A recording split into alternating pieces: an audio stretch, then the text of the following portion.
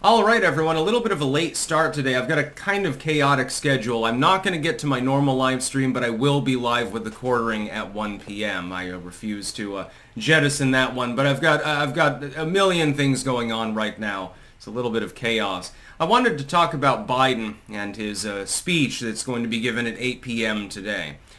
In my opinion, he should simply resign. I'm playing political pragmatist here. He stood down, so he's not going to be the nominee. We know that. Kamala Harris has clinched enough delegates so that she will be the nominee, presumptively. You're probably not going to get like an open convention sort of thing going on, and so the writing's on the wall. If I were a Democratic strategist, I would say, Joe, resign. She becomes president and gains quasi-incumbency. That gives her a little bit of a boost within the race. Now, do I want a President Kamala Harris? Do I want this to happen? No, absolutely not. I'm hoping that he simply addresses the nation, explains and probably lies about what happened, and then he says, well, I'll be caretaker, rack'em shack'em, for the next few months, and Kamala has my full endorsement and bullshit like that, and he continues on. That'll keep a question on the table as to why the hell he's staying in as president when he's not capable of running. And he's doing that due to medical debility. He's going to have to use a medical excuse. Otherwise, in a couple of states, it's impossible for the Democrats to actually feasibly win because of election rules. That's what I'm hoping for. There is a possibility that tonight we will see the President of the United States, well, the asterisk administration, the steward, resign from his post, making Kamala technically an incumbent. This sets up a strange scenario, by the way. And again, Alan Lichtman must be, punching himself in the head at the moment. His reaction to Joe Biden standing down must have been real hilarious. Man, to be a fly on the wall there, because he tends to be kind of a grumpy, fiery dude anyway. More power to him. At least he's amusing. But it would set up a situation where you have a former president versus somebody, an unelected, very short-term stand-in president. Who gets the incumbency key? It's not entirely clear, by the way. And if that doesn't happen, technically the incumbency key would go to Donald Trump now, wouldn't it? Well, again, Lichtman punching himself in the head in a vicious manner at the moment. His blood running down his face, worse than Donald Trump's ear wound, probably. Joe Biden should resign. If you want any chance of Kamala winning, that's what you have to do. Biden has to stand down.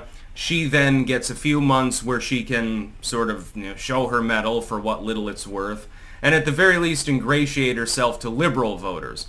It's not going to affect Republicans, partisan Republicans. It's not going to affect right-leaning voters.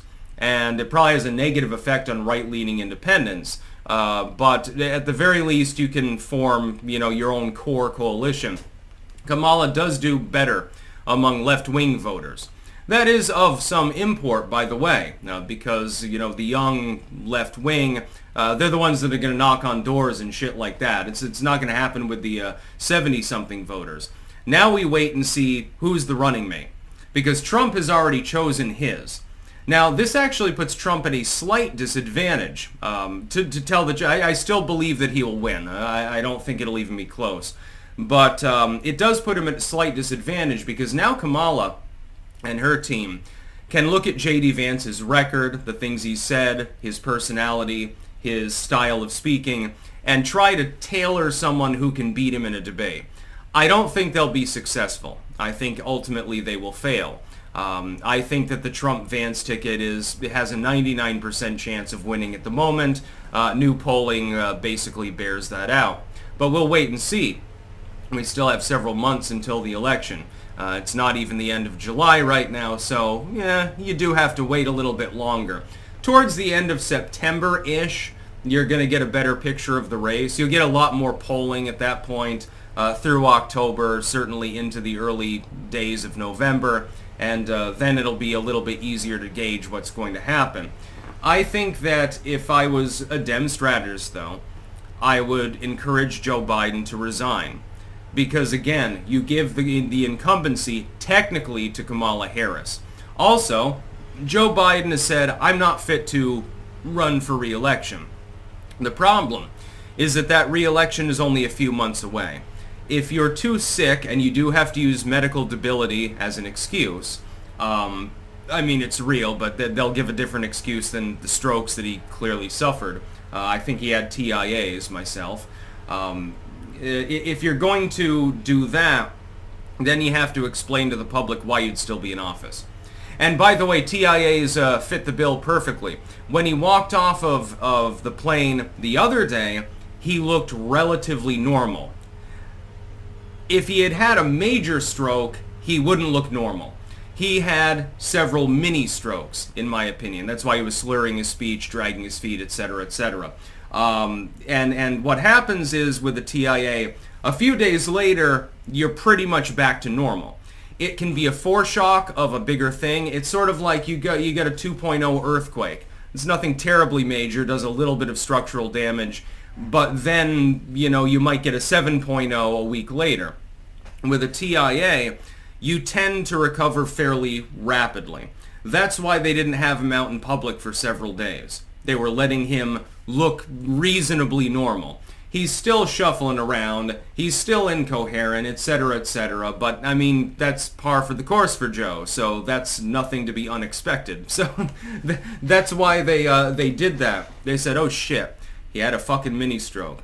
His face is drooping a little, he's shuffling around, he's slurring his speech, he's not even quite at normal Joe Biden levels.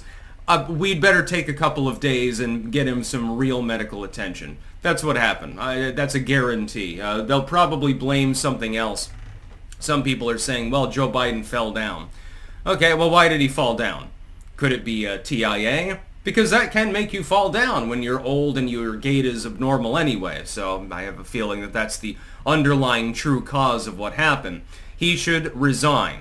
For politically pragmatic purposes and for the sake of the nation, he should resign.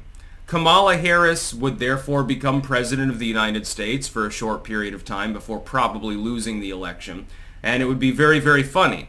Because Donald Trump would get trolled a little bit by this, by the way. Liberals, you can troll Donald Trump. He's got all that Campaign 47 merchandise and stuff like that. Well, he wouldn't be 47, he'd become 48. Well, that would be interesting now, wouldn't it? You have a placeholder president in the middle, and they have to redesign all their campaign merch. That's about all. Peace out.